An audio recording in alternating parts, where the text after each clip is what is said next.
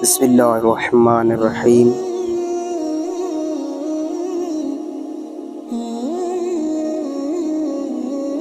کروڑوں درود و سلام نبی آخر زمان صلی اللہ تعالی علیہ وآلہ وسلم پر، جو تمام جہانوں کے لیے رحمت للعالمین ہے۔ ناظرین اکرام، میں شاہنواز اتاری، آپ دیکھ رہے ہو شاہنواز اتاری وائس چینل۔ شاہنواز اتاری کی طرف سے السلام علیکم۔ محترم ناظرین اکرام، ایک نئے سٹوری کے ساتھ آپ کی خدمت میں حاضر ہے۔ آج کا ہمارا موضوع ہے بنی اسرائیل کے 99 افراد کے قاتل کی توبہ۔ محترم ناظرین کرام، یہ واقعہ کچھ اس طرح ہے۔ بخاری و مسلم میں بنی اسرائیل کے ایک قاتل کا واقعہ نقل کیا گیا ہے۔ حضور اکرم صلی اللہ تعالی علیہ وسلم نے اللہ کے یہاں توبہ کی قبولیت سے متعلق صحابہ کرام علیہم رضوان کے سامنے بنی اسرائیل کے ایک قاتل کا نہایت خوبصورت اور ایمان افروز واقعہ بیان فرمایا کہ بنی اسرائیل میں ایک شخص چوری، ڈکیتی اور قتل میں بہت مشہور تھا اور نہایت معمولی بات پر کسی کو قتل کر دیتا تھا۔ ہوتے ہوتے اس کے ہاتھ سے 99 افراد قتل ہو چکا۔ اس کے بعد اس کے دل میں احساس پیدا ہوا کہ مجھے بھی تو اللہ کے یہاں جانا ہے، مجھے بھی اپنا رب پروردگار کے سامنے کھڑا ہونا ہے، مجھے بھی اپنے پروردگار سے حساب دینا ہے۔ چنانچہ یہ فکر بڑھتا رہا اور لوگوں سے معلومات کرتے ہوئے سرگرداتے پھرنے لگا کہ میرا کیا بنے گا، کیا میرا بھی توبہ قبول ہو سکتی ہے یا نہیں۔ کسی عالم شخص سے ملاقات کی فکر اس کے اندر پیدا ہوئی تو لوگوں نے ایک عابد شخص کے پاس جانے کا مشورہ دیا۔ اس شخص نے اس کے پاس جا کر مسئلہ معلوم کیا، کیا میری بھی توبہ قبول ہو سکتی ہے اور کیا میری مغفرت ہو سکتی ہے جبکہ میں نے 99 انسانوں کی جان مار دی ہے۔ تو اس عابد کو مسئلہ معلوم نہیں تھا۔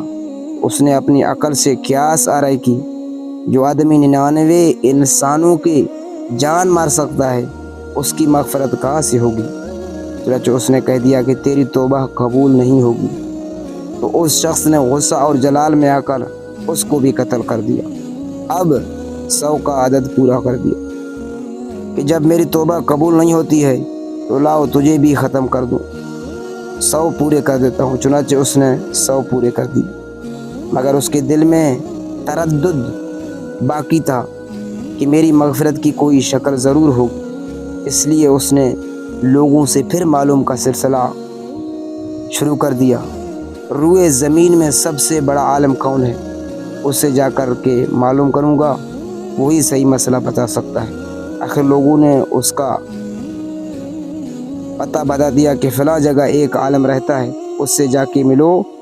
چنانچہ اس نے اس عالم صاحب کے پاس جا کر اپنی زندگی کی کارگزاری سنائی اور 100 آدمیوں کو کس طرح سے قتل کیا ہے سارا کارنامہ سنا کر معلوم کیا کہ اب بتائیے کہ میرے توبہ قبول ہو سکتی ہے یا نہیں۔ کیا اللہ تعالیٰ کے یہاں مجھ جیسے گناہ گار کے لیے بھی مغفرت کا کوئی خانہ ہے؟ اس عالم صاحب کو چونکہ علم تھا، اس نے بتلایا کہ تیرے گناہ معاف کرنے میں اللہ تبارک و تعالیٰ کے یہاں کیا رکاوٹ ہے؟ اللہ کی رحمت کا سمندر تجھ جیسے گناہ گاروں کے گناہوں سے بہت بڑا اور بہت وسیع ہے۔ چنانچہ اس عالم صاحب نے مشورہ دیا کہ تم فلاں جگہ سفر کر کے جاؤ، وہاں کچھ اللہ کے بندے رہتے ہیں، اللہ پاک کے کچھ ولی رہتے ہیں، ان کا مشغلہ صرف اللہ کی عبادت ہے، ان کے ساتھ مل کر اللہ تبارک و تعالیٰ کی عبادت کرو اور نادم ہو کر اپنے گناہوں کی معافی مانگو، تو انشاءاللہ الکریم تمہاری مغفرت ہو جائے گی۔ جب اس شخص نے آدھا راستہ طے کر لیا تو ملک الموت علیہ السلام آ گئے اور اس کی موت ہو گئی۔ اب اس کی روح لے جانے کا مسئلہ کھڑا ہوا۔ آسمانوں سے رحمت کے فرشتے بھی آئے اور عذاب کے فرشتے بھی آئے۔ رحمت کے فرشتے کہنے لگے کہ اس کی روح لے جانے کا حق ہم کو ہے، اس لیے کہ یہ سچے دل سے تائب ہو کر عبادت کے لیے جا رہا تھا۔ اور عذاب کے فرشتے کہنے لگے کہ اس کے روح لے جانے کا حق ہم کو ہے، اس لیے کہ اس شخص کبھی کوئی نیک کام نہیں کیا ہے، پوری زندگی معصیت و نافرمانی میں گزار دی ہے۔ اسی دوران آسمانوں سے آدمی کی شکل میں ایک فرشتہ آیا۔ بعض روایت سے معلوم ہوتا ہے کہ یہ آنے والا فرشتہ حضرت جبریل امین علیہ السلام تھے۔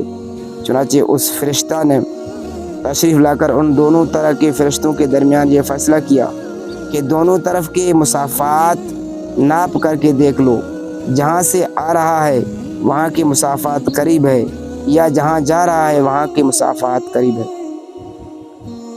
لہذا جہاں کے مسافات قریب ہو اس شخص کو وہاں والوں میں شمار کر دیا جائے۔